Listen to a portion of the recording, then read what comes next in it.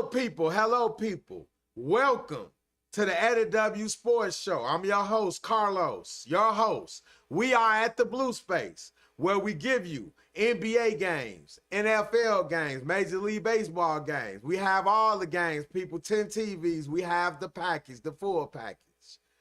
We also give you interviews. We give you special interviews. Today, my privilege, we have Chicago's own, Chicago Southside legend, a legend at Mount Carmel, a legend at Nebraska Cornhusker football history, a former professional player, Buffalo Bills, Carolina Panthers. Nate Turner also has ran and built a quality program in the city of Chicago. Nate Turner. Part two, people. Part two. What we're going to talk about in part two, people, is Nate Turner's plan. He's done this, people. He has a plan for the city of Chicago to make our city a powerhouse CPS in football. Because Carlos personally, I'm not speaking for Nate. I'm sick of our city teams getting knocked out and not advancing in the state playoffs. People, that means we got to make changes. People, we got to accept that, because if we are not winning state championships, that means we got to change culture. First and foremost, we have to change the culture. We must change philosophies. And Nate Turner has won, people. He's won state championships at Mount Carmel. He's won at Nebraska. He's won in Buffalo.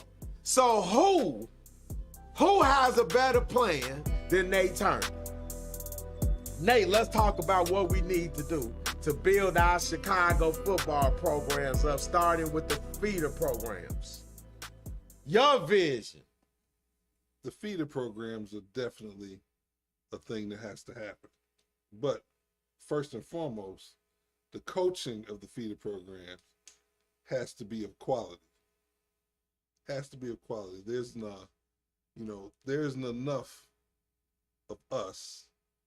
When I say us, I mean people of color that take football seriously. When I say seriously, like it's not Madden, it's not Tecmo Bowl.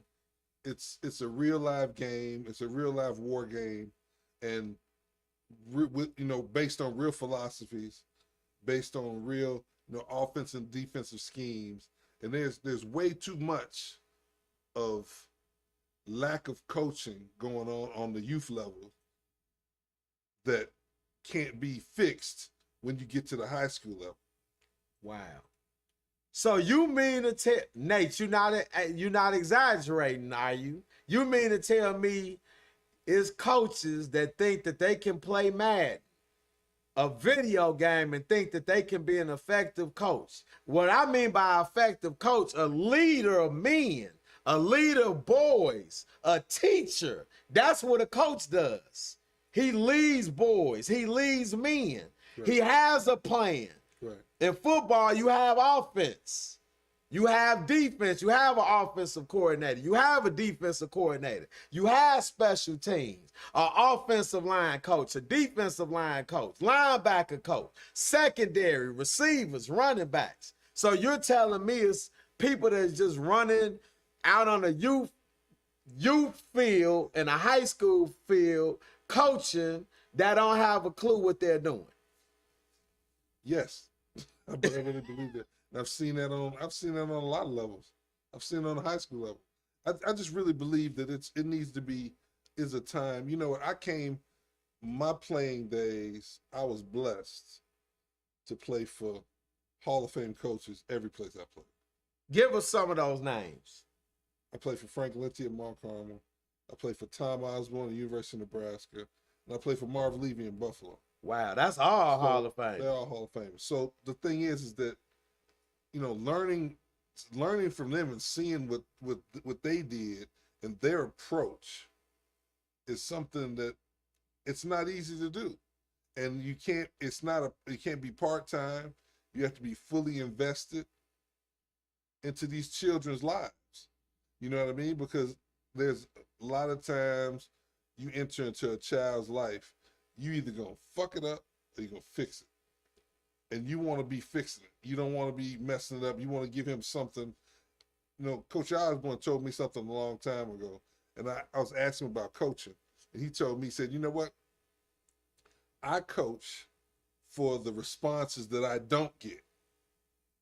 And what I mean by that, what he meant by that was that, you know what, when a kid is 25 years old and they get to a fork in the road, they might think about something that I said that will lead them down the right path.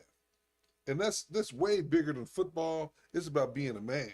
So he was teaching you the game of football, but he cared about your life 100%. And the decisions that you will make. 100%.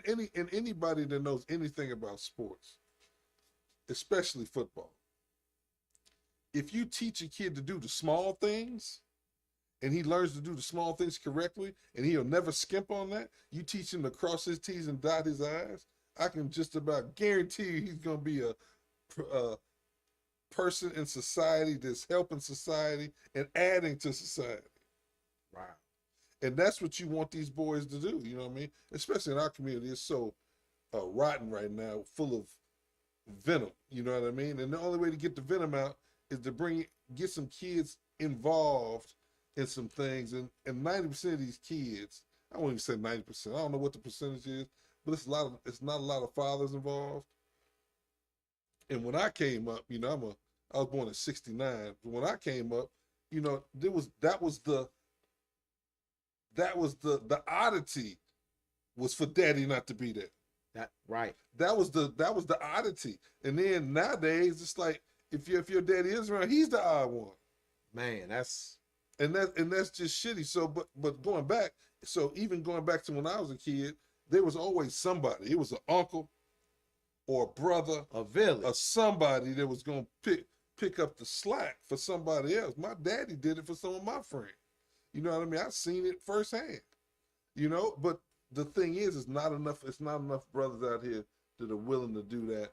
And football does that just out of the nature of the game. And you got to be around these coaches who are men, and you know, and you get a chance to be around good men.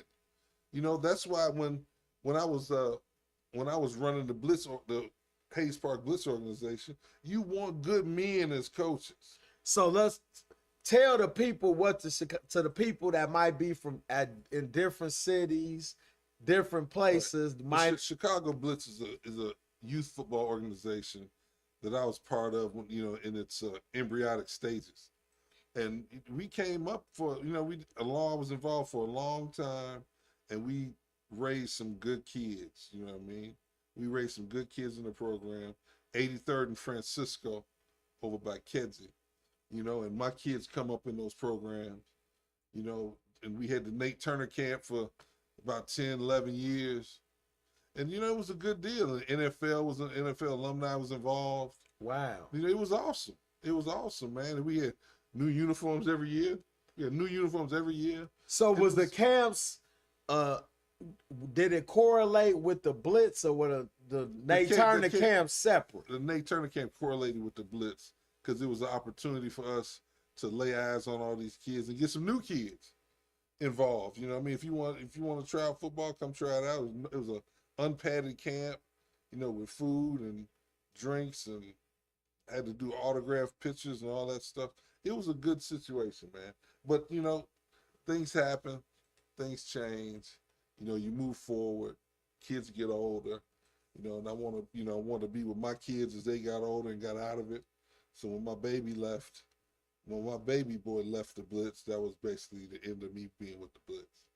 But it's it's time to start something back up, get something going, because there's too much going on these streets, and there's not enough positive stuff for these kids to get this masculine energy out. And I can't think of any other sport than football to fix that. Exactly.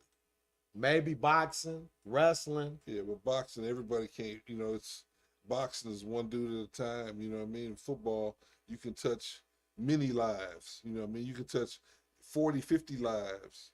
So, you know what I mean? Even at one point in time, we probably had, with the Blitz, we probably had 160, 180 kids on all 4 levels.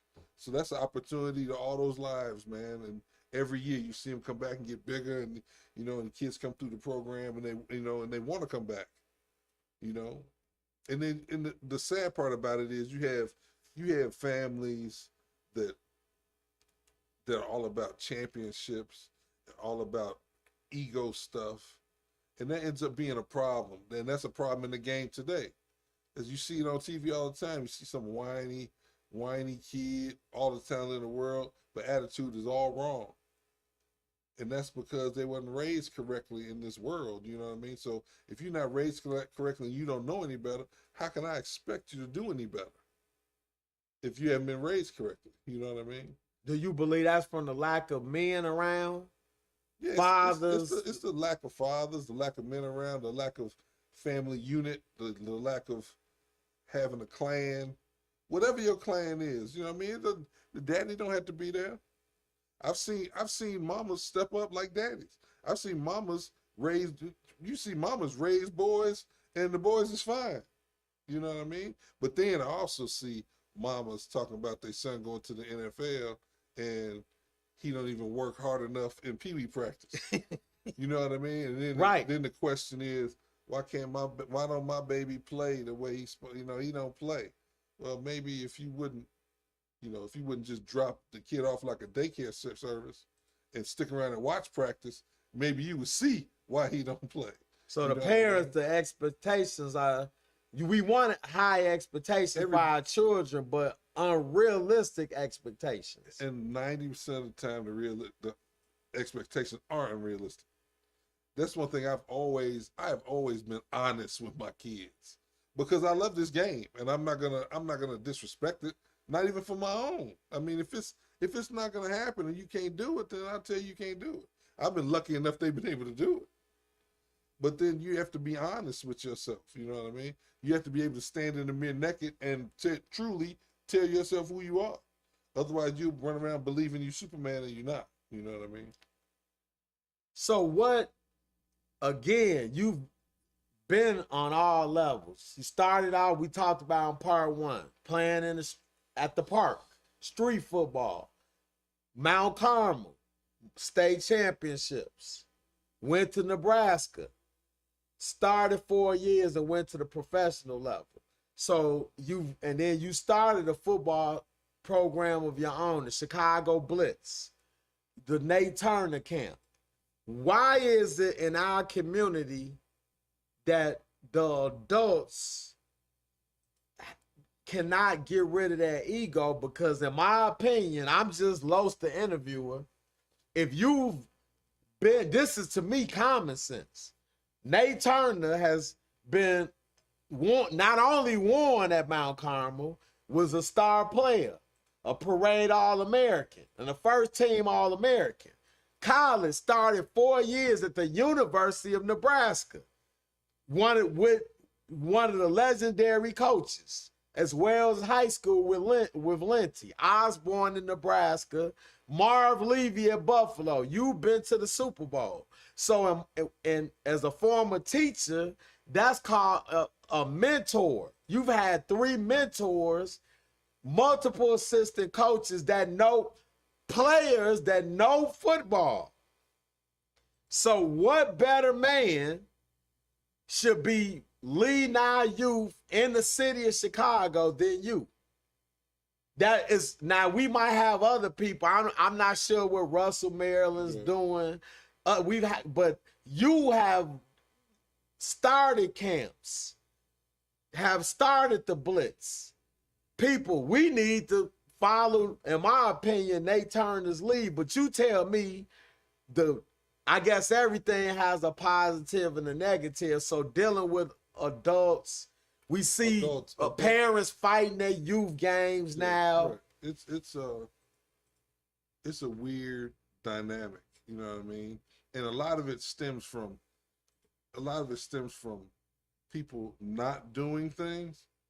You know, like if someone wanted to do something and they didn't, and then so they got, people hold grudges, man, and people feel like they can do something. Like any armchair quarterback feels like they can do something better. You sit there and watch TV. Oh, why didn't they do that? Like, I do it all the time when Right. I root for my team, but Right. I can't do. I'm not a pro. Right. But people do that, man. So people think, well, you know what? I think that I know better, but that's not then so come do it. Right. So then do it. So step up and do it. If you have all these guys, especially you get all these little internet gangsters and guys that think they know football and they chime in all the time on stuff that they really have no clue about, and then but they won't step up and do anything. They won't volunteer their time. They'll talk about a coach, but they won't come volunteer their time and do that. So until you are willing to step in and volunteer and do it, even on the lowest idiot level. Okay. Because trust me, a lot of these coaches aren't that good. I'm gonna tell you the facts. A lot of them aren't. There's some good young coaches coming up. So you mean coaches in youth football or high school football? I'm talking both.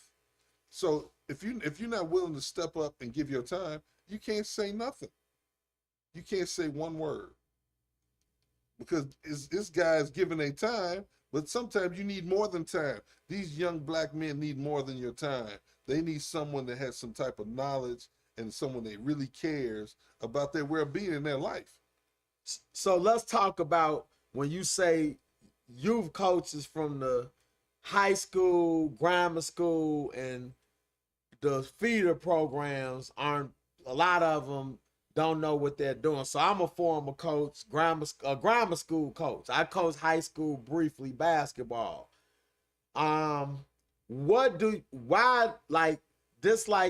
As a teacher, we might go to professional development. Right. You go, the purpose of that is for you to go to learn to master what you're doing. So why are these coaches going to clinics? Here in Chicago, the biggest one in Chicago is the Glazier Clinic. The Glazier Football Clinic is held out in Oak Brook. It's 2 a year. There's one in February, and then there's one in March. One of them is a little more in depth than the other because it has a lot more college coaches. One of them is strictly high school speakers. Okay. So for a youth coach, it is an unbelievable opportunity to get some knowledge and learn something. But the thing is go learn something. You know what I mean? And I think these as a youth program, you have to coach your coaches. I learned that from Coach Lindsay. Coach the coaches. Everybody, check this out. Go to the clinic, and then we have a meeting after the clinic, or even during the clinic, to go over what you learned today. What did you learn? What did you learn that you could bring back to the table for all of us? So basically, you are going down there for business. So it's not like you going to the clinic, then we going to the bar afterwards, or we gonna go to the room and drink and get in the car and leave. Right. The plan is to learn and engage and talk about what we learned at the clinic and what we're gonna take back to the clinics is business. It's strictly business. You know why? Because we got kids dying in the streets. So it's even more than business. It's life and death. So it's important. Man, it's important. A lot of people don't take it as important. You got a lot of coaches don't take it as important. They'd rather go and I know one coach, we was at the Glazier Clinic, he didn't even go to one breakout minute. He too busy worrying about strippers in the room and all that bullshit. But that's what's going on, man. That's what's going on. And you wonder where these kids, so you take these kids and you take a coach, and the kid is gonna automatically look up to the coach, whether he's worth a shit or not. So we have to make sure these people are of some substance. Instead of just letting anybody coach and let anybody, get in there and have the opportunity to take these young men into the next part of their lives as older men. It needs to be some stipulations. It needs to be some serious shit you need to go to because it's serious. It's so serious that people are dying. You know what I mean? So this is something you say is serious. So I'm a former Chicago public school teacher. So for me to teach at a school, I had to go to college. I had to get a degree. I had to be state certified. I had to pass a basic skills test. Right. So do you think that coaching should get to, man, you got to at least have some type of training and a certificate before you even allow, or do you think we might be taking it overboard? USA football has a little, coaching test, and they have like little classes you can do, but that it's so not serious that you can milk your way through it. And a lot of guys do that. A lot of guys milk their way through it. A lot of guys, then they'll take like one guy have all the answers and then they'll share the answers. Okay. You know what I mean? And that's not getting it done. That's cheating. And so now not only are you cheating yourself because you're not getting any knowledge, you're gonna end up cheating some child down the line. You're gonna cheat the kids because it's gonna be a child that misses out because you was too busy cheating. So in your opinion, if men don't really want to truly have it in their heart to help the kids, why do they want to coach? Why would you want to work with kids and you don't have the passion? Because to win's got to be love, passion, desire, dedication. From what I see, a lot of time is disgruntled, I never did shit guys, to be honest. It's guys that really didn't pan out, really didn't work hard, really didn't do the things they needed to do to make themselves better, are still the guys that aren't doing what they need to do to make themselves better. But now these kids are getting hurt by it on youth level and high school level. Because they haven't developed what we would say the culture that you mentioned numerous times in the first interview, the culture. Right, the culture's everything. So explain to the people, Nate starts the football program. He recreates the blitz of his vision for Chicago football. What's the first thing? What is changing the culture? What has to happen first, second, third? If you had to rank three things. I would say, you know what? The first thing is you have to get some decent people, good men in the program. And there's nothing against women. I've seen some women that do a decent job coaching, but we need some men. We need men. It takes men to raise men. 99, I'm not saying all the time, but 99% of the time, that's what you need. Okay. You need good men that are good, upstanding men. When I was at the Blitz during the Blitz heyday, man, it was policemen, firemen, tax guys, like guys that would give their time, and they really gave a shit. Like really, truly cared about what's going on, because they out here, the policemen, they out here in it every day. They seeing what it is. And then you look into these kids' eyes and you see the difference they making. You see kids change.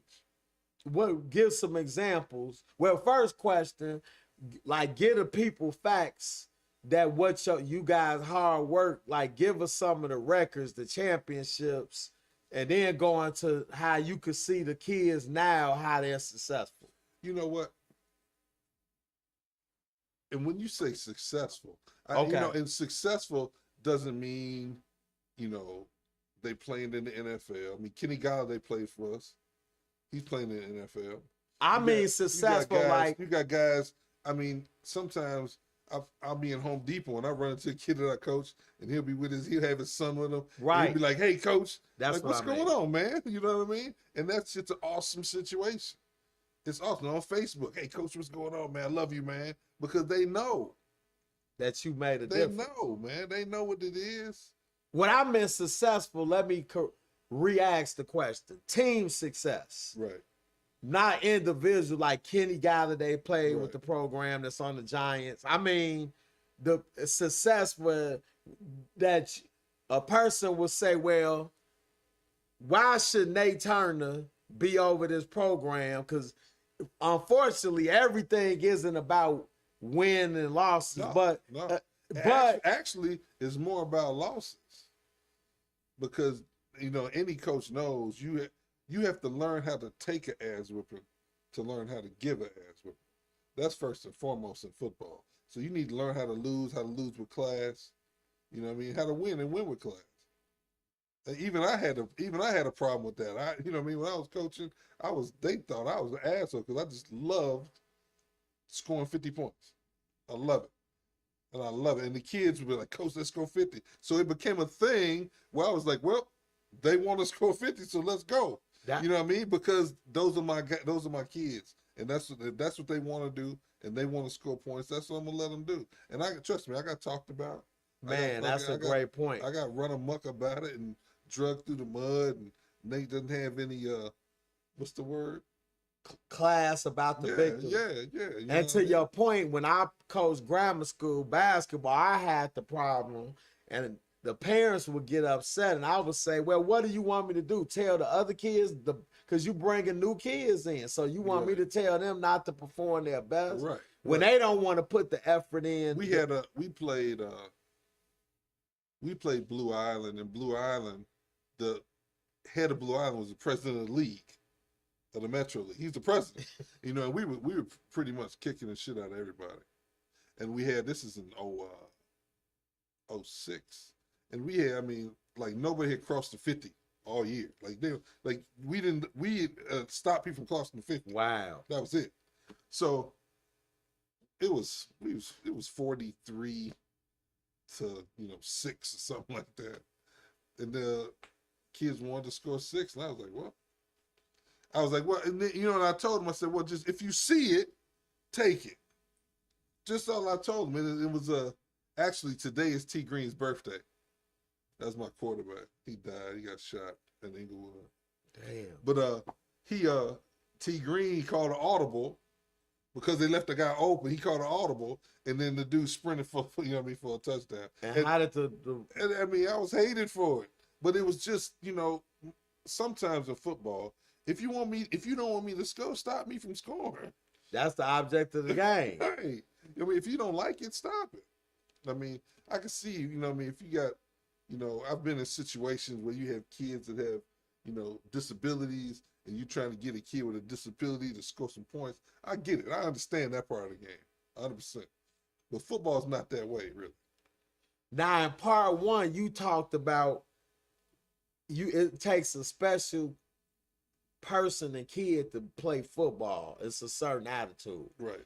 Well, for one, you can't be scared of contact, and that's what I was talking about as far as the influx of 7-on-7 and how big 7-on-7 has gotten and how that's been changing people's lives. 7-on-7 is they trying to make it big. It's 7-on-7 is almost like AAU basketball. Okay. But the issue is that 7-on-7 isn't football. AAU basketball is basketball. 7-on-7 is not football. There's no contact. It's nobody hitting nobody in the mouth. The violence part isn't in there. So you got some kids that can really thrive in that situation with no contact. Then you put the pads on, and the shit's completely different. Because now you have the self-awareness, the being aware that somebody's gonna hit you in your mouth. And now you become a different player because you're too worried about that aspect of the game. So yeah, it takes a special person to be able to hit somebody in the mouth and then to get hit in the mouth. And that's the thing, just like with my kids. When they first started playing football, when they 5 or 6 years old, that's what you're looking for. To see if you're looking to see how he's gonna react. So it doesn't matter that their daddy was a professional. No, that doesn't matter. You want to see how all of a sudden, and then all right, let's see what he cut with. So and then all of a sudden, if you see the kid get up and and all of a sudden he's like ready to get back at it, you're like, okay. But then it's a lot of kids, man. You see that first hit, that's it. They take that shit off, never to put it on again. Never to put it on again. Golf tryouts are Tuesday. Golf tryouts? Golf tryouts are Tuesday. So you brought up your sons. Mention your sons and how you got them started in football, what position they played, how you knew they were ready to play football as a father. As a father, my oldest one, he's the one that got me into coaching because I didn't want him to be not coached. You know what I mean? Because you see, like, you know what, I got to be involved. There's no other way. And then the other thing with me and my lineage and what I've done, I have to make sure he is better than everybody else. Because if I don't make sure of that, it's going to be weird. He's a quarterback. he's got, if he's not better than everybody else, I'm like, well, the reason he's playing quarterback is because he's the coach's son. When you want that whole talk to be, you know what, that kid is really good, and that's why he's playing quarterback. So we put in a lot of work outside of being at Hayes Park when they were kids. You know what I mean? We put in a lot of work outside of Hayes Park when my little guy was playing youth football. So your older son, when he first, like, how does this get started? Daddy, I want to play football. Did you have him watch football on TV? Did he watch your old highlights? You know what, man? My brother played at South Shore. He was all city. My father played at St. Elizabeth, graduated in 90. I played, it's just kind of like the Turner thing. It's the Turner thing to play football. I can't even explain it. It just is what it is. So he knew that. Kinda, yeah. He just had the ball. Yeah, and he followed through.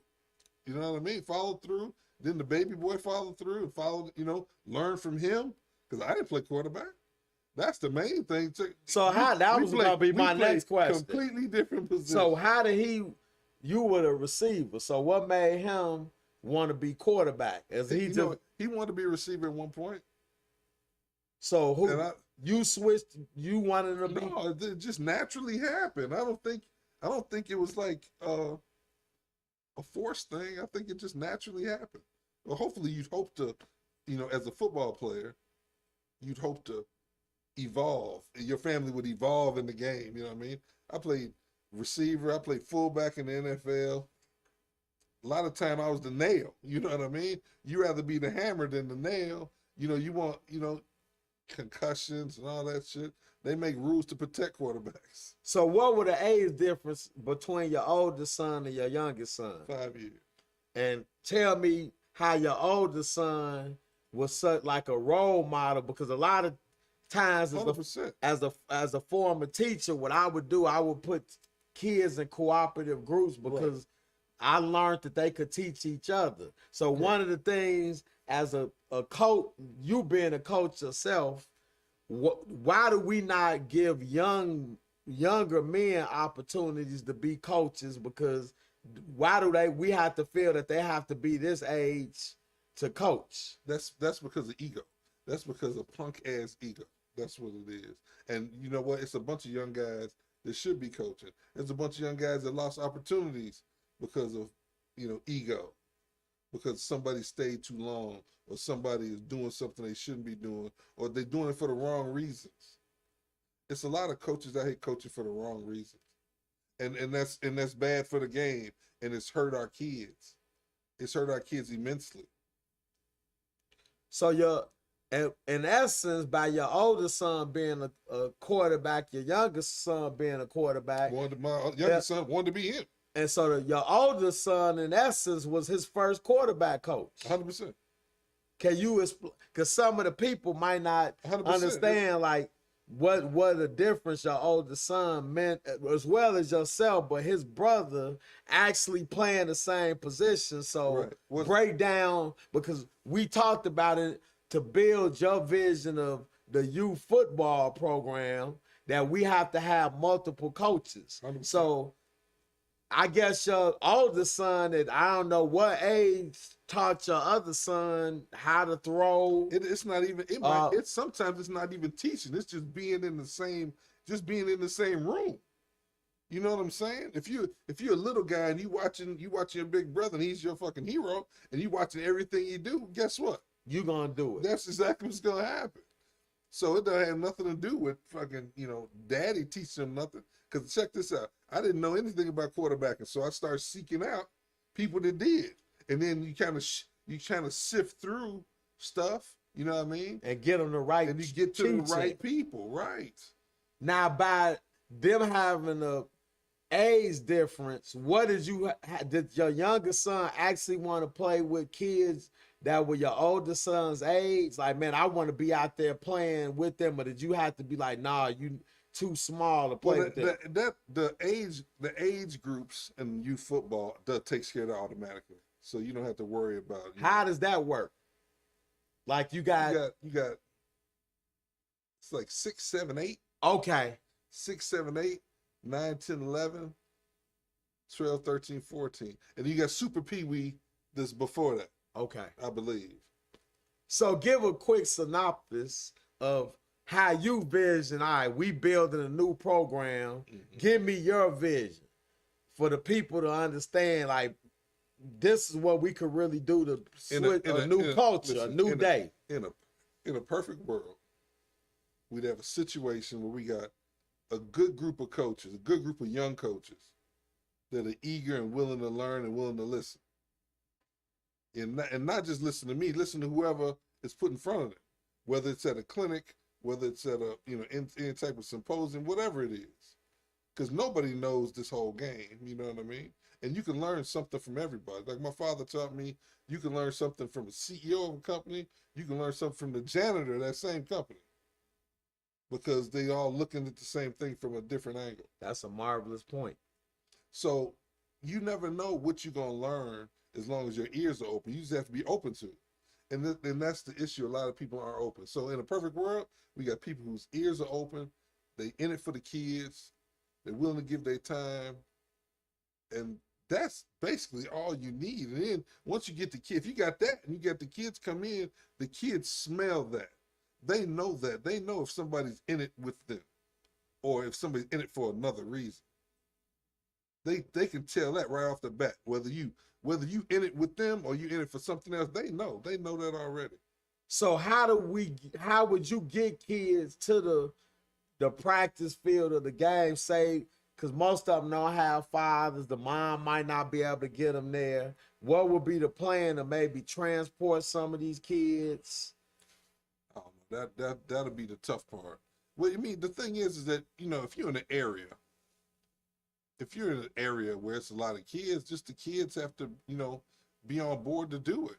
And just like when I played Little League baseball at Southside Little League, we used to ride our bikes across Stony all the way to Avalon Park, and then everybody, and I think every team had a diamond. I think it's like 8 diamonds in Avalon Park. Every team had a diamond, and all the practice would be going on at the same time. So it was like a family thing, but then you get to the park, you say, hey, what's going on? But then you go with your team. Right. You be with that team for a couple hours, and then you might, get a pop with somebody after that or something like that. But that's probably the tough part. But you know what? That's what the people have. Family involvement is important. Just like with education. You got to have family involvement. Otherwise, the education piece not going to go right. You got any family involvement or the athletic piece is not going to go right. And I believe it's equal parts. You know what I mean? To be a well-rounded individual, you got to have a little bit of both. You have to be able to handle your schoolwork. You got to be able to handle your practices. You have to be able to handle. That's why kids that cross their T's and dot their I's in football, I can just about guarantee you they'll do that shit in this classroom. Real life. And then they're gone as grown people, and then that habit will turn into the person they grew up to be, the man that we want them to be. And that's a full citizen participating in this life. Let's talk about a little bit Catholic League, Mount Carmel versus Public League. And do you think give me your opinion about, first of all, let's talk about your alma mater, Mount Carmel. Mm-hmm. Do you like what's happening at Mount Carmel today opposed to? You know what? It's no. Be honest, no. It's been some situations, there's been some things, there's been some reasons that I'm not there. You know what I mean? I'm not involved over there. But, the thing is that you have to do things to raise your children correctly. So I've made some decisions in my life and my children's life to raise them correctly and to raise them away from certain type of people. And if you're in any situation and it's an educational situation where somebody you feel that's not in it, if somebody is not in it for the same reasons you in it, and if I can't trust you as a man on some real man shit, why the hell would I leave my son in your presence for 8 hours a day? This is Mount Carmel. Yeah, You're we're speaking speaking of. of Mount Carmel. You know, So and there's certain people that I don't trust, and those same certain people, you know, end up putting coach in a bind and end up getting coach out of there. You know what I mean? And it's just, I guess it is what it is. that says a lot coming from a former alumni Mount Carmel great, and your Right. sons, you just didn't feel comfortable. No. So, you know, and I won't be involved until some of that stuff is rectified. And when I say that, I mean until some people are gone. Okay. So I don't know how in depth you want to go, but yeah, I mean, I'm not gonna mention no names, but if I was a black kid, I wouldn't go there. If that says enough. as a black kid, your former school, Mount Carmel, you wouldn't go to. No. Wow. So what? And trust me, somebody might be over there and they believe in all the smoke, and you know, and we have a problem in our community that you know that white is right. You know, when that's not always the case. You know, and that's what happens. It happens, man, and it ends up being, you know, kids get caught up in the whole melee of bullshit. And at the time, I didn't want my son caught up in that melee of bullshit. Now, when we speak of Catholic school, Mount Carmel, how are they able to get a lot of the inner city kids? Are they giving them scholarships? What are they offering them opposed to what Simeon can offer, what Phillips can offer? Kenwood is coming up in football. Right. You probably know some of the better football programs. Right. No, those are good programs, considering. So what makes a kid, you made the decision, my son's not going to Mount Carmel. So say a kid that isn't privy to the information you might have. Then they get snowballed and they're there. And then by the time you figure out what it is, it's too late. What do you tell the people what you mean by snowball? You know, I don't know, man. It's just the like whole, the whole easy situation. version that they might understand. I've had kids. So when tuition is due, if the kids, so just say for instance, your mama worked third shift. It's just you and your mama. Your mama worked third shift, and she's struggling. They knew she was struggling before they knew she was struggling, but you continue to embarrass this kid. Everybody knows, because they bring all the kids down, the white ones too. If you're not paying your tuition, it's an issue that day. Then they bring all the kids down, walk you down there. It's like, well, you can't come back to school until your parents pay on this. Blah, blah, blah, blah. So that goes to the athletes too. So what happens to the kid that can't afford it? Sometimes they come up with scholarships. Sometimes if a kid is good enough, I don't know. You seen Hoop Dreams? Yes. You saw what they did with AG. You saw what happened when they saw he didn't grow, and they saw that he wasn't growing as fast as they thought. Pignator got him out. Pignator was like, yeah, you know what? But they figured out a way for the other kid. They figured out a way for that family to pay for that and pay for this and give him a job in the summertime. Remember all that? But the other kid had to go through it because he didn't grow. But then he ended up being the better ball player in the end. They the ones stayed if he'd stayed. They would have won state. They the ones stayed if he'd stayed. The funny thing, if he'd have stayed and the other kid would stay healthy, they the ones stayed. That's great that you brought that point up, because their brother David Gates, well, both of them are my frat brothers, and David Gates, he just talked about that yesterday. I just talked on the phone, and he said, man, if they would have both stayed, and he said the same thing about how they just got rid of them. So are we really like commodities?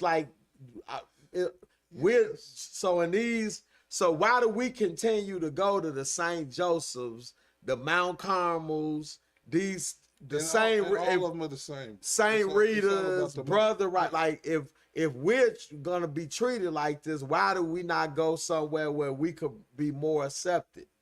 In your opinion, I don't know, because I wasn't put in that situation. Know what? I believe we as black people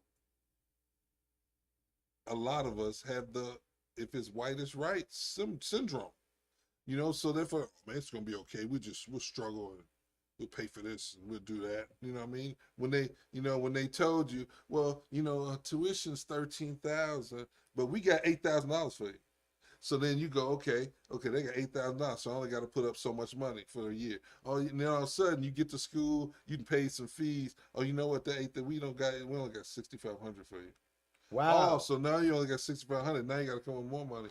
Oh, okay. Well then, okay, you know what? Change again. We only got 6,000 for you. They literally do. Come on, man. I've seen it. So if they don't give you like a high school scholarship is a different. There's no such thing as a high school scholarship. It's just money. That's the whole thing. It's just money, man. Whether it's whether it's big shoulders, it's like organizations giving money or whatever it is. It's it's just money. It's not considered a scholarship. It's just tuition getting paid for. Because I have multiple people. So and so got a scholarship to Mount Carmel. So and so got a scholarship to this school. Scholarships are illegal. Can't have a scholarship. So when say one of these, but shit gets paid. One of the schools come to you, Mount Carmel, Brother Rice, Carlos is a star. So when they sit to talk to your parent, and to your point, the tuition is $13,000. How does the conversation come when they come to your house? All right, tuition is 13. My mom can't afford anything. Just say she cannot afford anything. So how does then they figure out what you can afford. They will crunch the numbers and they will crunch your numbers to see what you can afford. Not giving a shit if you eating right. You know what I'm saying? If you can afford $3,000, they're gonna get that $3,000. And afterwards, the kid is embarrassed because I've had that happen. I've had that happen a couple of times where mom called me and was like, look, if they call me downstairs, if they call my son downstairs one more time, I'm pulling him. And then so me go back and be like, hey man, this is the deal. You go, okay, well, we'll give him the Donovan McNabb scholarship. Where'd that come from? They just come like, we give you the Apple scholarship. But at any moment, if you don't have the money to pay, they could. So they have the ability to. Do they at least give you the semester? They don't just tell you have a week, do they? No, they try to scare tactic you into doing it. But they already know. They can crunch your numbers already. They know what you can afford. So when can they legally really get rid of you? Does it really have to be the semester? I think it's just like Hoop Dream. If you at some point it's my whole thing about the Catholic school system is this. If we got 8 people in this classroom, right? Right. How much, and we got a teacher teach this classroom, right? How much more does it cost to put 2 more kids in that class? Right. Really? It don't cost $13,000. It don't cost $6,000. If you already have a classroom that's running, how much does it cost to put 2 more or 3 more kids in that class? So that really doesn't make sense. So they're in the business of making money. So once you're in the business of making money, guess what? Your business is making money. And you can't think of it as anything else. And a sports program is a way to help with the money because once you have a name in the sports program, any program. So that's basically the same as right. So some of these a business, just like Simeon basketball, it's a business. Whitney Young basketball is a business. Keywood football is becoming a business. Phillips football is a business. That's business, man. If you got situations that don't really matter, but then you got situations that matter. If your shit's going in the paper and they're writing articles, it's business. Well, on a high school level. Yes. The kids might not be getting it. The coaches might not be getting it, but somebody getting it. Even if you're getting it out of just advertisement. Just think how much does the advertisement cost? You know what I'm saying? So check that. You got a star player and a good coach, and they in the paper. That's advertisement. Some kids be like, you know what? I saw that picture. I want to be like Tyler Turner. You know what I'm saying? Right. This kid grows up. He's tough, and he goes to school. You know what I mean? So why do you think the parents go the route to these schools, or you think that the Catholic schools just have a better method of how to recruit to get the kids? I think it's just, I think that's gone by. I mean, they definitely, the Catholic schools have definitely had a good go of it because of all the Catholic grammar schools. Like you got all the Catholic grammar schools, like St. Felicitas closed, but you got St. Alby's. You got what's the one on 99th Street? I don't know. You got Saint Sabina, St. Sabina on 79th Street. You got Saint Calabanis. It's another one, right? And then you got the white Catholic school corridor. You got Beverly. You got all down 95th Street. You got those the grammar schools. So all those schools, man, check this out. Those schools, those people are used to paying tuition. Okay. So who the fuck you gonna go after? You going after people that are used to paying tuition because they used to paying tuition. Some of the grammar schools have football programs with pads. I think as far as the Catholic schools go, I think they've combined 3 or 4 schools now because the numbers are down as far as participation. Okay. But that's a Catholic school issue. You know, that's to do with them. I'm dealing with people that's broke. So if you talking to the typical women in our community, our parents, what do you explain to them is the best place for their son to go? You would say the public league. You know what? The thing depends on each situation. It depends on each situation different. You know what I mean? You know, some kids can handle that shit. Some kids can't handle that shit. Some kids, this is like working at certain jobs. You got certain people that you can deal with, and there's certain people you can't deal with. And you know, and a lot of times, at these Catholic schools, it ends up being a communication gap. Just a natural communication gap, just because black-white. Just because the South Side, East Side, and the suburb, in the city, and Beverly. It's a different fucking world. So when you know what I mean? It's a different fucking world. You know what I mean? You got people that, you know, it's just a weird dynamic, man. And if you can put up with it, you know, and I think you can put up with it when you're younger, but you get to a certain age, like, fuck that. That's just stupid. You know what I mean? That shit is stupid. And that shit, like, so I went through the whole Catholic school thing with my oldest. You know, and it was some stupid shit that would happen. And you're like, that shit don't make sense. But then by the time my baby came along, I was like, you know what? There ain't no fucking way, you know what I mean? Give the people some examples if you would like. So your oldest son goes to Mount Carmel as a freshman. Right. And then whatever you would like to tell the people, like what made you say, no, this is not the place? Well, you know, the thing is that as a black man, you know at some point in time there's gonna be a racial situation, and your son's gonna be in a situation he's gonna be like, what the fuck? Because he ain't, you know what I mean? He hasn't been in it. Okay. You know what I mean? You want that shit to happen later in life than earlier in life. And the point when you went to Mount Carmel, did you think Mount Carmel was different, or you already learned better? Like, no. That's the weird thing about all of this is that, and not to sound like I have a big ego, but I was fucking Nate Turner. So I didn't have to I didn't see none of that shit. Right. I got buddies of mine that I went to high school with, like, motherfucker, you didn't see none of that shit. Nobody treat you that way. You Nate. Wow. You know what I'm saying? Because you were the star football player. So I'm serious, man. I got guys in my class like, man, Nate, shut up, man. You don't know because you don't fucking know. You know what I'm saying? Well, that was happening back then. Right. So you weren't privy to it because you didn't have to deal with it. And then when I'm standing around, you know what I mean, as my son's freshman, I'm looking around like, what the fuck? Are you fucking kidding me? I was like, oh, no, we can't do this shit. So, you know, it's just, you know, you don't want your sons to go through racial shit. They're gonna go through racial shit, but you don't want them. You don't never want them to go through it. But anytime it's too early. You know what I'm saying? I thought that shit was way too fucking early. and it was even earlier for my little guy. I mean, shit, he had shit. You had shit happen in Barnabas, and that was some weird shit. You know what I mean? And then Tyler had the same type of weird shit when in grammar school. Man, so Tyler was fucking boxing. He was boxing, so he really good with it. I mean, he really good with his fucking hands as a young kid.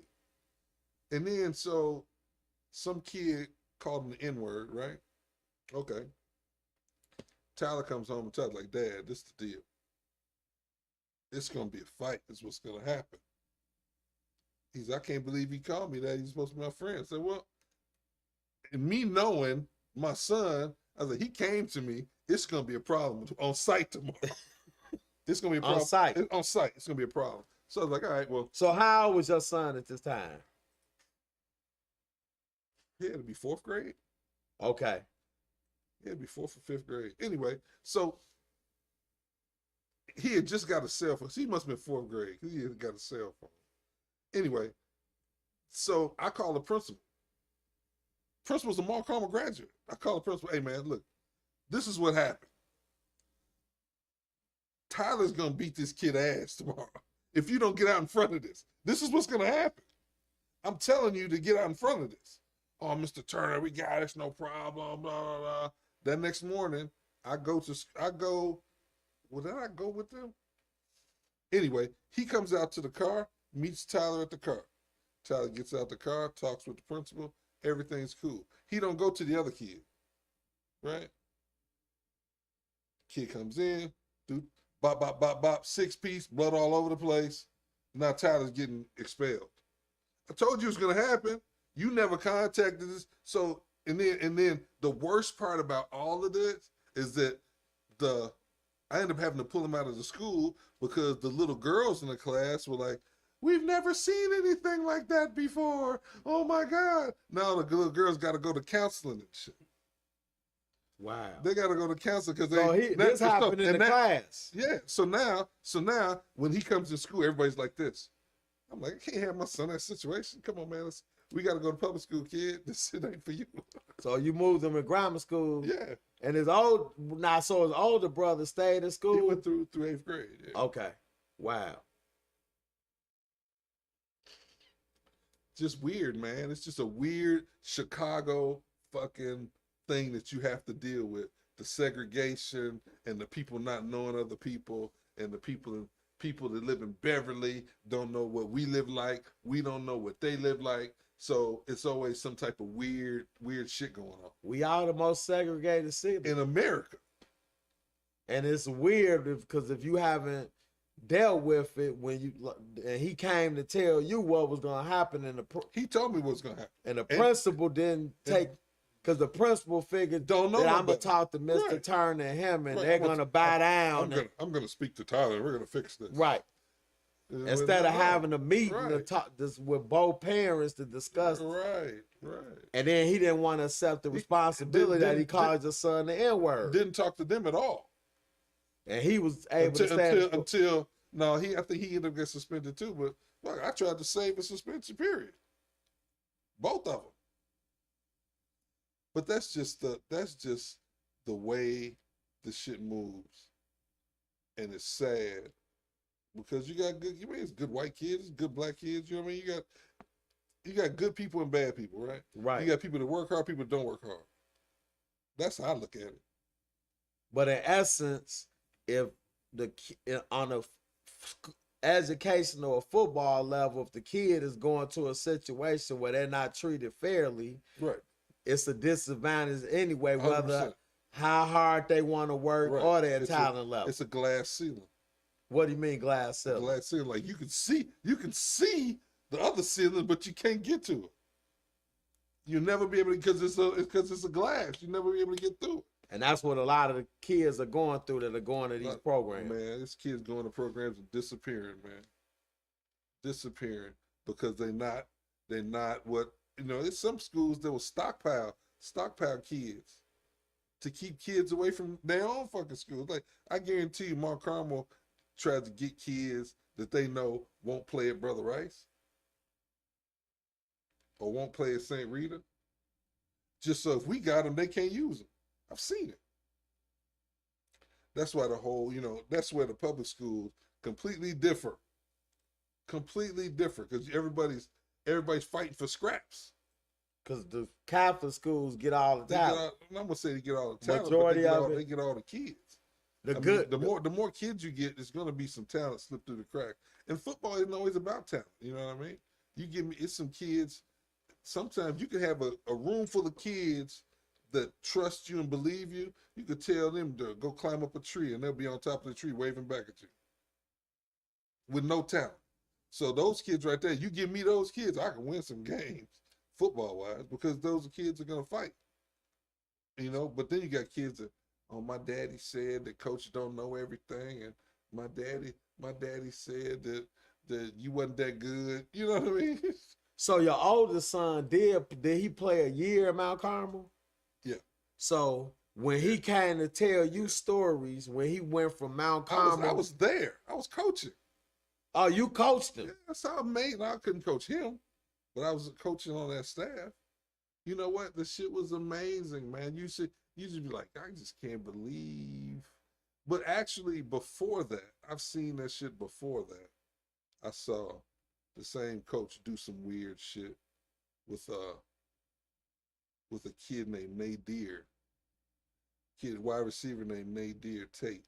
Great kid, man, and just would refuse to get this kid the ball and would try to get the ball to a bunch of other kids. In one game, I told him, I said, this is the deal. You either going to get this kid the ball or I'm going to whip your ass. That's what it's down to. Seriously, I was like, this come to? This is what's going to happen. He better catch a touchdown. If he don't catch a touchdown, everybody else catch a touchdown. If he don't catch a touchdown, I'm assuming he caught a touchdown. Me and you got a date. Next play caught touchdown. But he could have caught 6 that game. He just didn't want to get him the ball. Was it favoritism to the other kid? Yeah, it's favoritism. But the thing is that, like, when that's just your norm, that's your fucking norm. And that's what they've been doing. That was the first year I was really on that staff with vested interest. You know what I'm saying? Now, I'm not just fucking going to practice, getting that shit and going home.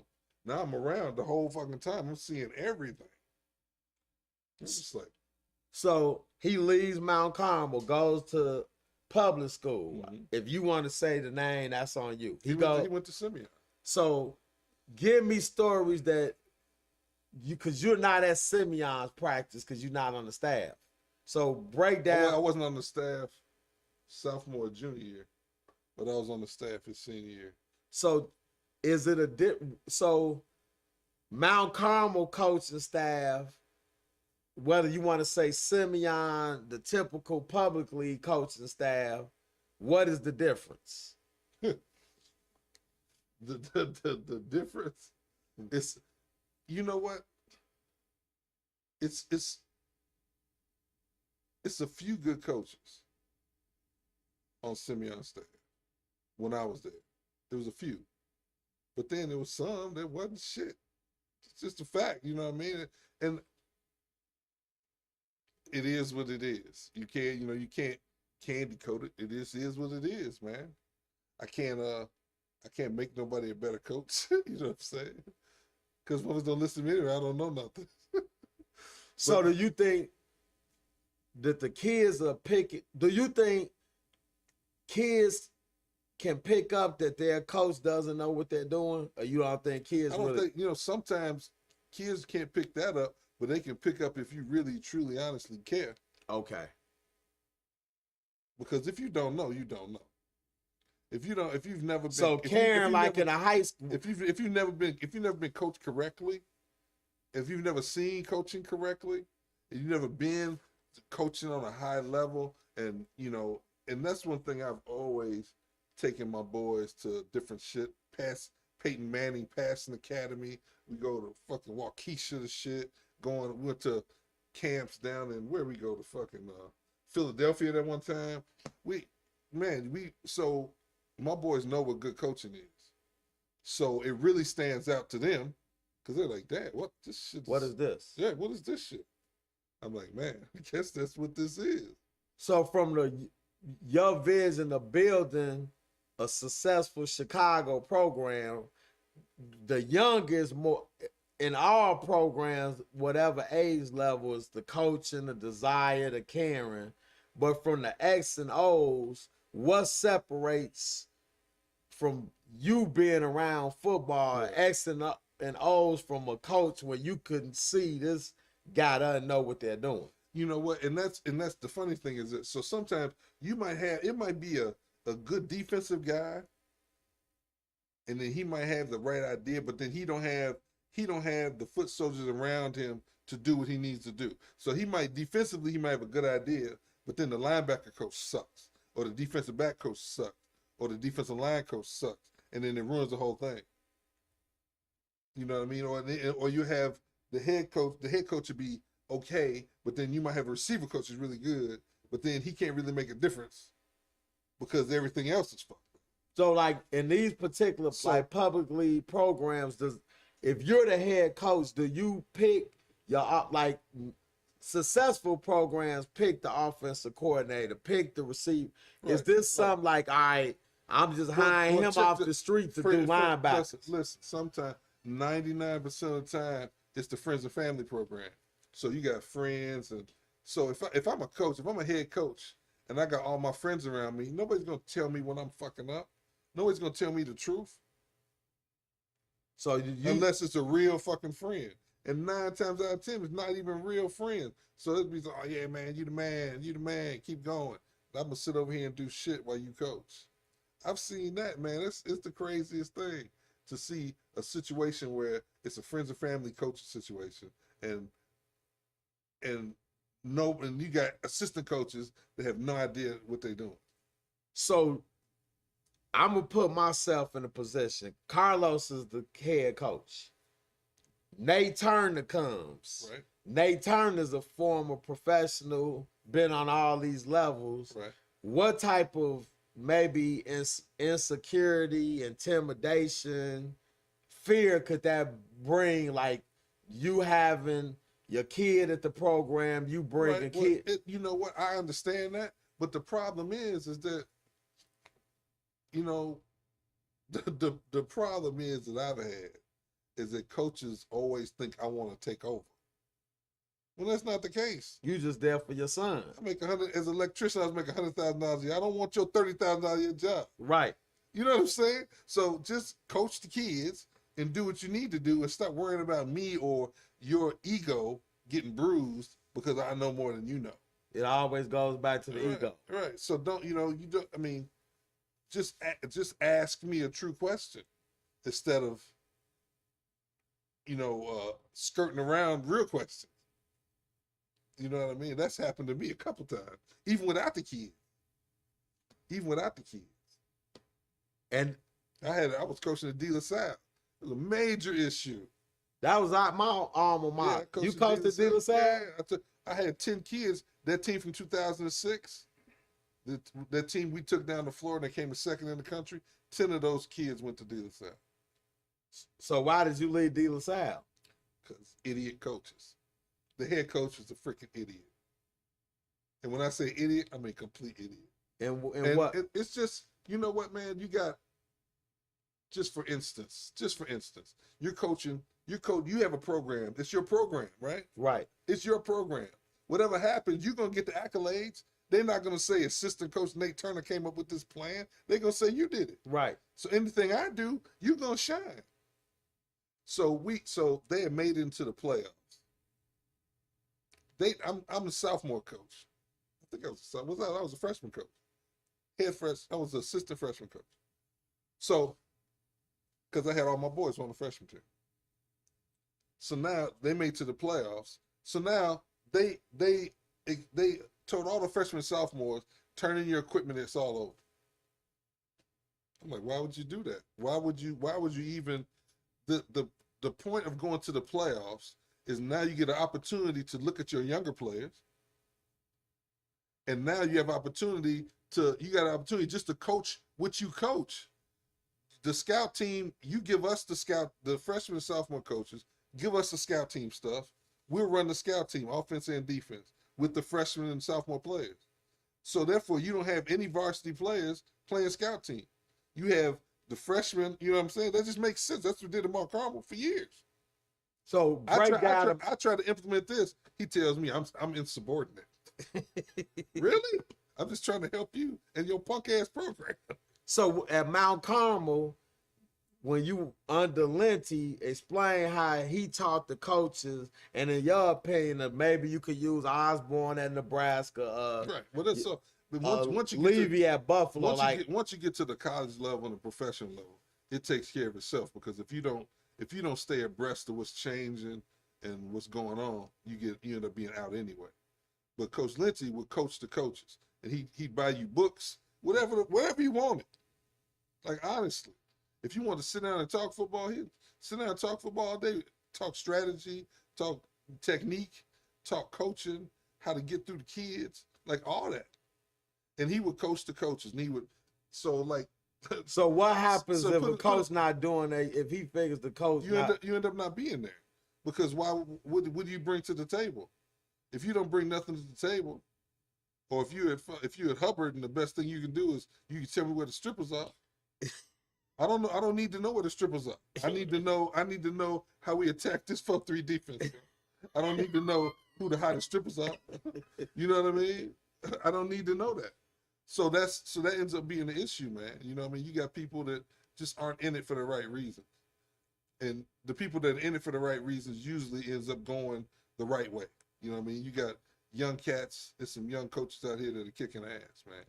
So I got Mark Thomas at Morgan Park, Miami. Awesome, man. Awesome dude.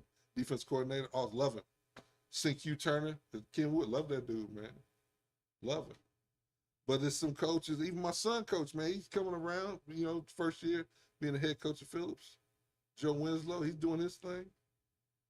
But check this out. There are a plethora of people that have no idea what they're doing. So and they still coaching. So they're revered is what the crazy part is. Revered. Like so this explains why we don't win state championships in Chicago. In a nutshell. So the principals, the ADs, how are they getting these jobs if they're apparently not qualified? Is it back to because they're friends? I don't know if it's friends and family. I'm not sure how they do it. But you get weird people in weird situations, man. And weird situations. You know what I mean? It's like my son at Hubbard. You know what I mean? It was a bunch of weird stuff going on. And when I say weird stuff, I mean sexually, and I mean teacher-student stuff. So therefore... Oh, that's what the scandal... So therefore, I pulled my son out of there. And then, and so he ended up losing a whole year because they said I was transferring for football reasons. I was like, so I'm transferring for football reasons, but so if your son was in this situation, you leave him in that situation? I don't think so. So I wouldn't say it's a football situation. I say he's leading to another situation because of this situation. So was this, when they took a year from him, was this CPS's decision? Yes. So if they already had if it was a situation going at the school, it was. I don't know how deep you want to go into it was situation. It's all documented, man. It's all Sun-Times, Tribune. It's documented shit. So you got things that happened. It was teachers. It was female teachers sleeping with students. It was male security guard, male teachers sleeping with students. And then they didn't tell us. Like, you have to tell people what the deal is. I mean, wait a minute. Go back. Male and what? It was male teachers sleeping with female students. It was female teachers sleeping with male students. At a high school. This is documented. Documented. It's documented. It's documented. It's not like you can make this. I can't make that up. And it's CPS. Yeah, and then takes penalizes your son for me pulling him out of that school. So when you said that I'm gonna pull him out, and they tell you where he loses a year of eligibility. They said, the AD said that we were leaving for football reasons. I was like, I think the reason I'm leaving is because y'all just dropped this bombshell on us because the principal retired all of a sudden, and then it came out that the principal ended up on the do not hire list because she had covered some shit up. So I was like, you know what, we out of here. And there was some other stuff going on that's still going on I can't talk about. So and that stuff went on when the last thing happened that I can't talk about. I was like, we gotta go. We got to go. So the principal, before she retired, left, she was the one. Oh, she didn't make the decision. This was CPS. But that was who made the decision to say that he left because of CPS. Well, it was CPS. Yeah. So you end up losing a year. So we talked about the Catholic schools doing our kids wrong. So CPS is majority black. We just calling it what it is. How is that happening? Right. It's just a catch-22 in this city, and it's bad, and it needs to be fixed before any other kid loses any time or virginity. You know what I'm saying? It's that bad. So I just think that you got people that are involved that get involved with kids for the wrong reasons, and then it's trickled into everything. You know what I mean? Trickles into the sports, trickles into everyday life. It's just bad. So that's why when I say with a youth program and get good people around kids, like we did background checks, all that stuff, man. Just you cannot have bad people around kids. You know, you want to be able to bring your son to me and know I'm not going to be touching him. You know what I'm saying? Right. And not even have that in your mind as a weird thing that's been happening, or showing him a movie or any other weird. You know what I mean? Come on, man. We grown ass men. What am I gonna get out of showing you a movie? You kidding me? You a kid. What am I trying to prove? That's some fucked up fake ego bullshit. Showing a kid as far as like showing players? Yeah. So if you do that, then what is that? That's bad. All this, it's just bad all the way around, man. And that's what's, and it happens all the time, man. And it's weird. It's the weirdest stuff, man. So what, bringing the right people to your vision of building the program, how do you think, is it something about, in your opinion, do men want to be involved with football like basketball? Is football takes more coaching? Yeah. What is it that we're missing not to get to this next level in football? We're missing guys really wanting to be coaches, like for real wanting to be a coach. I understand you just want to run around with the kids and do the rah-rah shit. I get it. You need those guys too. But you need somebody that has some real knowledge of X's and O's to teach these kids the correct way to do things. And how you was taught, the coach teaches the coaches. Coaches. And then the coach coaches the philosophy.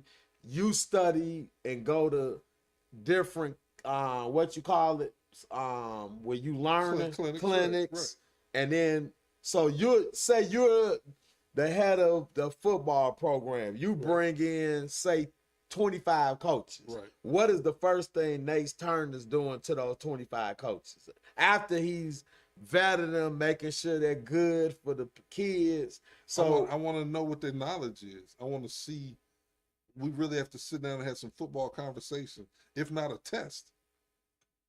Just so I can see how they answer shit, just so you can see honestly if this person really knows football. Okay. Because some people can talk that shit, but some people can play Madden like a motherfucker too. There's people that play Madden all day. But that's not, you know what I mean? It's a difference. And sometimes you need to take a younger coach and have a younger coach the younger guys, because on the Super Pee Wee level, in the Super Pee Wee level, the coach is on the field. Right. You got two. You allow two coaches. Well, one coach on the field. So I remember being out there. You moving kids like it's like playing chess with real people. You like moving this kid over here, right here. Like before the snap, you moving kids around. This is what you got right here. You know, you really like teaching as it goes. Man. And check this out. That does wonders for your coaching, because now you seeing things actually. So if you haven't played, you actually out there seeing things as it happens. You see what I'm saying? It's like playing chess with people. And I'm assuming when you start this program, whatever you start with the pee-wee or the juniors, by the time they get to the high school, whatever level at the top, is everybody runs the same system. The high school coach would be extremely happy to get one of our kids.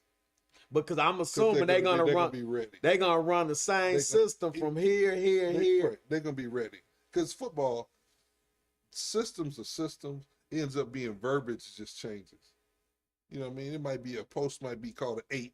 A post might be called a post over here. Right. It might be called but it's still a post. A post is a post is a post. So it's just verbiage. That's the change. The problem is that you don't got enough guys that are willing to learn that shit themselves.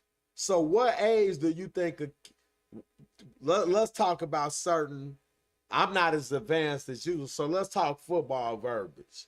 A tree route. So the receiver runs a slant, a goal, tree, right. A hitch. That'd be the tree. Okay. Receiver tree. So what age can a kid comprehend this? You know, I think a kid, you can do whatever they can take. You know, when I had T Green and all those kids, we went down to Florida. I had those kids sometimes we would go no huddle. We go no huddle like Jim Kelly. We'd be out there and the other coach be like, wait, not too late. Here we come. Hope another snap. Here we go. You catch everybody on their heels all the time. And once you learn how to play fast break football, right, it's over for somebody, especially on that level. Because look, they can't take it on the high level. You know they can't take it on the low level. So I'm thinking as a former teacher, 6th grade is about 1st grade, kindergarten, like. So how do you keep their attention span without them being all over the place? You know what? That's part of it. That's part of being patient and and usually by the time a kid gets to 6th, 7th grade, you can start giving them some higher level stuff. Okay. You can give them some higher level stuff that they can take and process. But when they're little, you got to kind of be vanilla. You know what I mean? Do they cry at that age? Some do. So how as a coach, you trying to toughen them? So what do you do? Sometimes a kid can't be toughened. You know what I'm saying? That's like almost if you either, like we talked about before, you either can handle it or you can't. You know what I mean? Because some kids have been raised. If you're babied, or if you're the only boy in the family, and you're around all girls, you've been babied the whole time, me hollering at you will break you. Got it. It will crush you.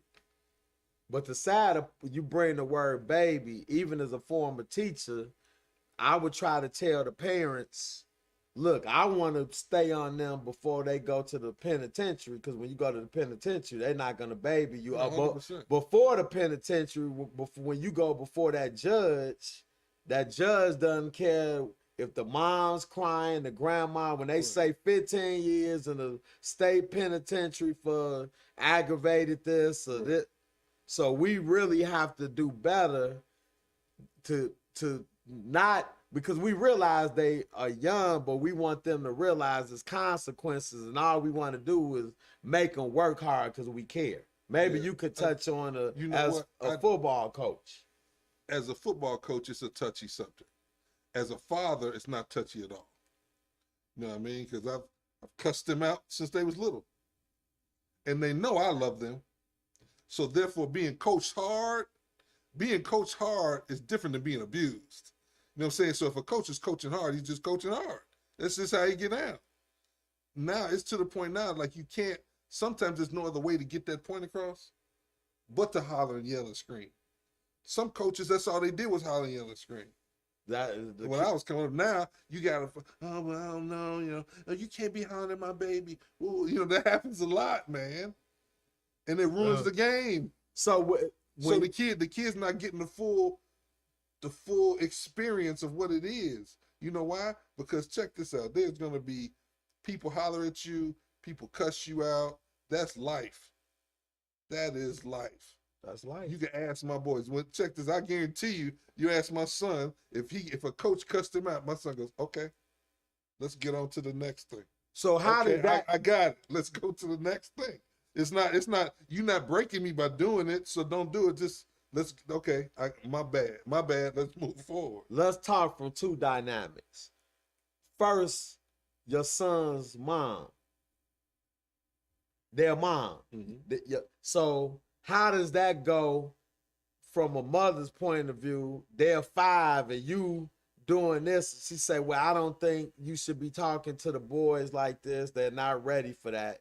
And then the second question is, how do you get that across? Like, say a woman brings their child to your program and you want to be honest with them, like, look, I'm going to get on them. Then you need to be honest with them.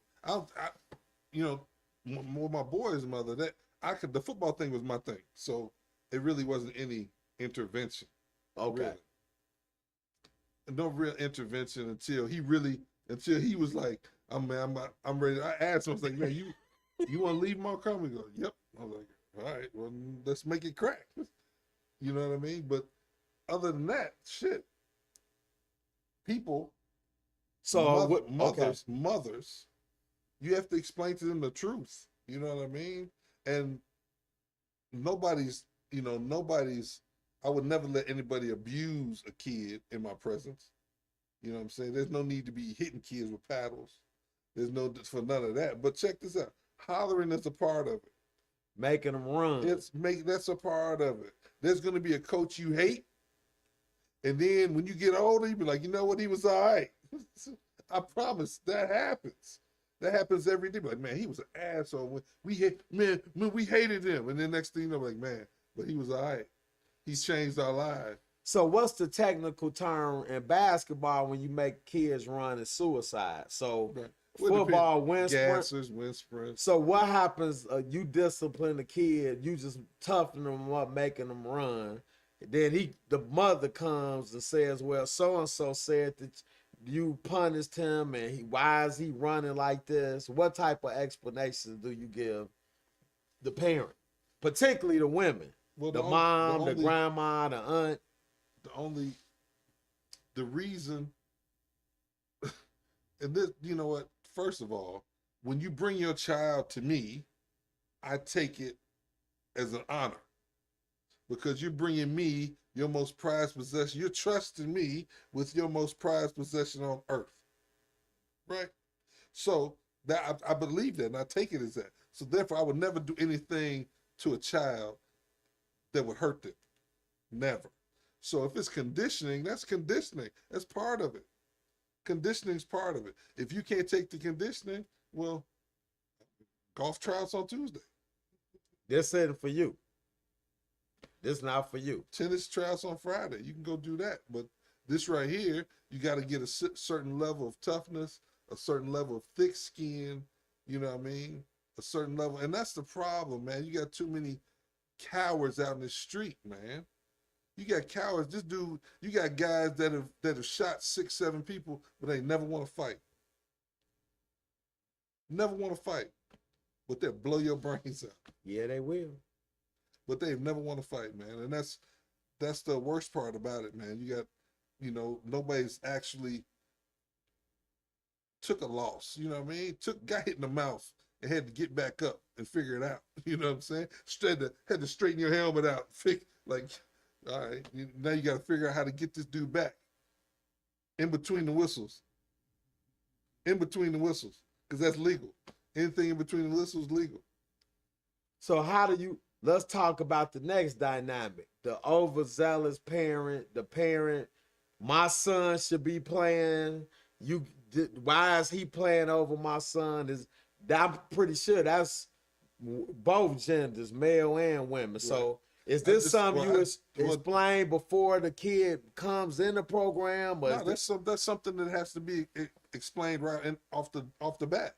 You know, if you have a problem, there's one thing that I am not discussing with any parent, and it's playtime. I'm not discussing that. What I do as a coach, I do as a coach. Now you can come out to practice, and you can see how your son performs at practice, and that will explain to you why he's not playing. Do you think a parent that might not have much football knowledge could really understand that practice? You can see.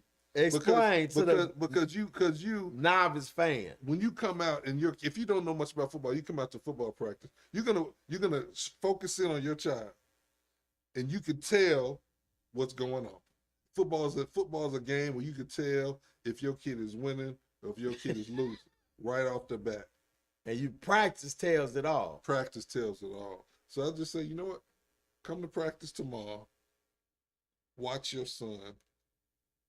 And then sell me on it. Then sell me on it.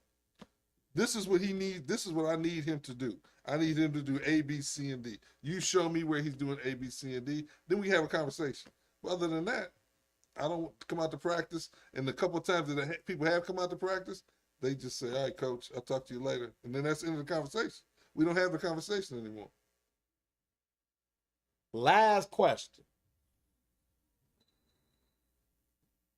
Nate Turner. I'm the mayor, Carlos. First question, do you think football can change the community? Yes. If Nate Turner is talking to Carlos, the mayor of Chicago, it's a bunch of violence going on, carjackings, killings, kids not in constructive things. Explain how you could build a program in your eyes that could make a difference for the whole Chicagoland area, possibly make the area safe, make the kids better as football players, better boys, and potentially build a powerhouse up in Chicago. Like, I'm thinking of Carter High and Texas, like some of these. Give me your vision for that. Community, football, everything. How we could make this one big success story. You know what? The thing that people don't realize is that football is such an amazing game, and that you have these white lines on the field, right? If I'm on the curb and I hit somebody in the mouth, I go to jail. You do that in the white lines, people cheer. People cheer. You knock somebody's face off the football field, you get in trouble. You do it on the football field, you end up getting a college scholarship. So everything that happens in between those white lines and everything that I can teach you inside these white lines will change your life. It'll change your life, and you'll learn. Just like if you in karate or kung fu or jujitsu or whatever that is, the first thing they teach you is knowing how to turn that shit on and turn that shit off. Once knowledge is power. Once you know it, you can't use it unless your life's in danger. And once you know that football is an avenue for you to get you a free education. There's a bunch of schools, man. You ain't got to go to Nebraska or Notre Dame. It's a bunch of schools, man. You can go Division III, NAI. There are a bunch of schools that are giving kids money to play football. And you ain't got to be the best player on earth. So that's one selling point to the potential. If you're talking to the mayor, I'm going to be able to get these kids and disciplined. That's a couple of stones. That's scholarships. One stone knocking a couple of things. It's scholarships. It's getting the kids off the street. It's teaching them some discipline. It's straightening up families. You know what I mean? It's leading families. Trust me, if my oldest didn't play, and my youngest might have been like, you know what, that shit ain't cool. But you know, he grew up with that shit being cool. He grew up with that shit. It's a family situation. We all at the game. We at the game all day. I'm running this shit. I'm fucking from Super P. I'm out there at 8 o'clock putting up sticks in the morning till fucking 7 o'clock at night picking shit up. So to your point, bring even families. Not only are the kids involved, everybody now the needs- parent has, the community has Right. a way to come together in Right. peace, because we want to all Exactly. watch a game that we love is Right. foot. And then you want to support, give these kids support and love and show them that this shit is cool and this shit is good and it's worth it. It's worth the effort. It's worth not going out partying and drinking and smoking weed. It's worth it as a kid not to do that and to be focused on what you're trying to do. It's get your education. You know what I mean? Without being eligible, you can't play when you get to high school. If you don't got C's, your ass can't play. So this is nice. Now you got another reason. Now you got a reason to hit the books. Another reason, other than the regular obvious reason it should be.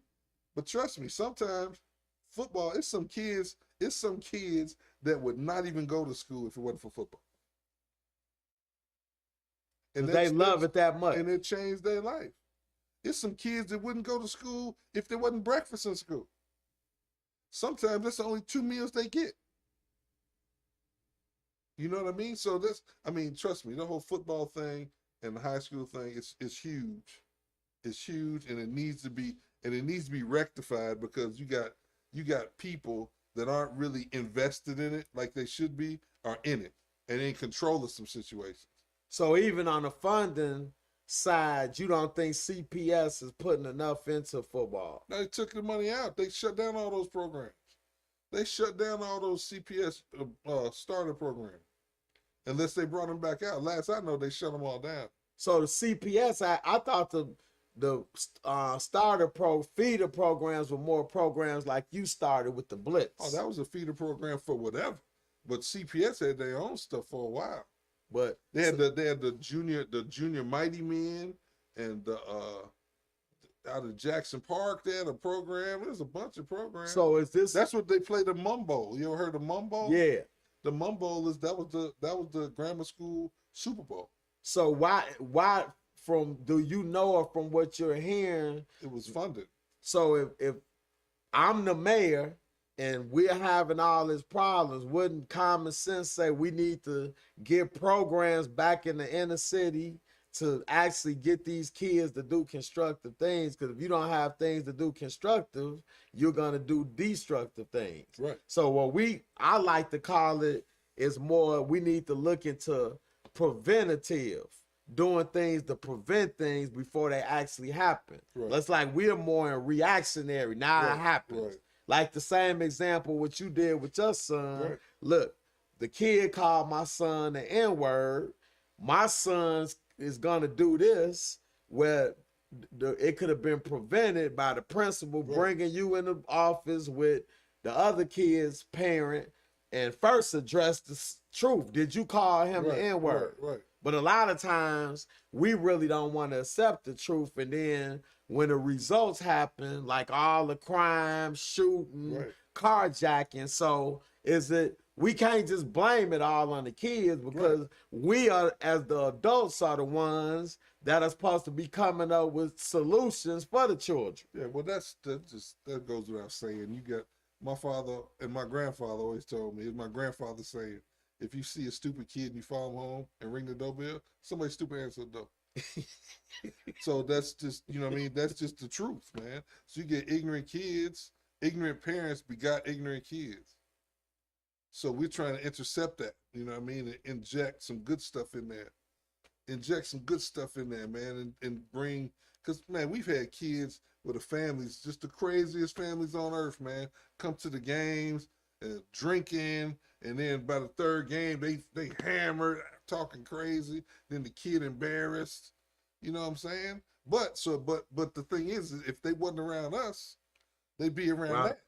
So at least they're around some positive. Right, so they can look at us in a different light, like, damn. And then sometimes that shines a light on the bullshit at home. You know what I mean? Like, damn, coach. So how can we convince? I'm the mayor again. If I'm the mayor, of the different aldermen, of whoever controls funding or grants, what do these kids need? Listen, man, it's funding and grants out there for everything. That's not the issue. Is just getting the initial startup program going and a place to do it, man. And a place to do it. And coaches that are serious And about coaches that are serious about coaching and want to learn to become better. Want to learn, want to get better, want to coach, want to, some kids that want to, even if it's some high school kids that want to coach, you know what I mean? And that want to go to college and, GA or whatever the hell, just right. Just somebody who would want to coach. It's easy to do. You just have to learn and teach. That's all it is. And as you call it, don't think you can learn playing PlayStation. Right. You coaches really think they can play PlayStation and learn? I believe that. I believe that 100%.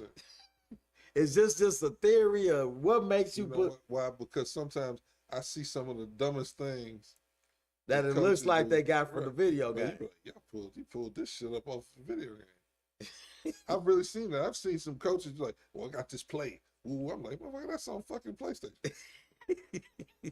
You can't, you really gonna pull that out? Man. And PlayStation plays are not real plays for the most part. You should know, because you've been at the highest of the levels. Let's close it. Any closing remarks that you would like to tell the people? God. As far as your vision for what you want to build for anything you see. You know what? It's all doable, man. You just need the right family of people to do it. It's all doable. It's all changeable. And even these coaches out here that know that they not on their square, get on your square. It's not hard to get on your square. Just put the work in. That's just like being an alcoholic. Let's say the first step is admitting you have a problem, right? The first step is admitting you have a problem, and then going and get some help. Really go to a clinic and really learn something, so you can really give a kid something for real. Not some BS, not some pictures some naked pictures on the phone. Give a kid something he can take with him.